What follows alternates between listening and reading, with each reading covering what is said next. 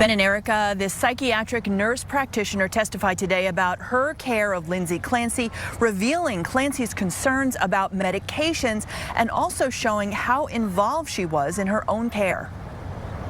At any point, did she ever indicate to you thoughts of wanting to harm her children? No.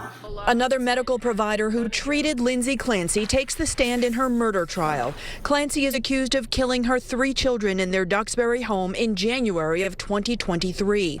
The defense argues she suffered postpartum psychosis and was over-medicated. Intrusive suicidal thoughts. Rebecca Gelada is a psychiatric nurse practitioner at a specialized program for pregnant and postpartum women.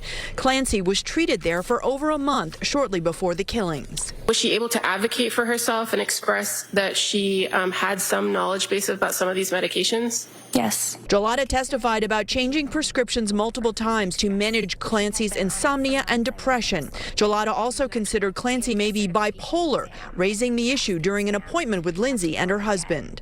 Did Patrick and Lindsay seem receptive to your diagnosis? I recall Patrick saying my wife is not bipolar. Lindsay looked at me. She did not say anything.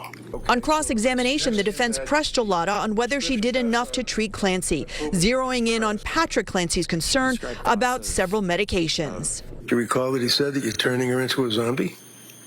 I do not recall that he said that.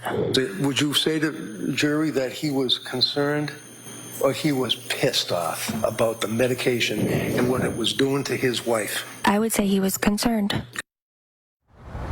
Now, Gelada also testified that she never saw any signs of psychosis in Lindsay Clancy.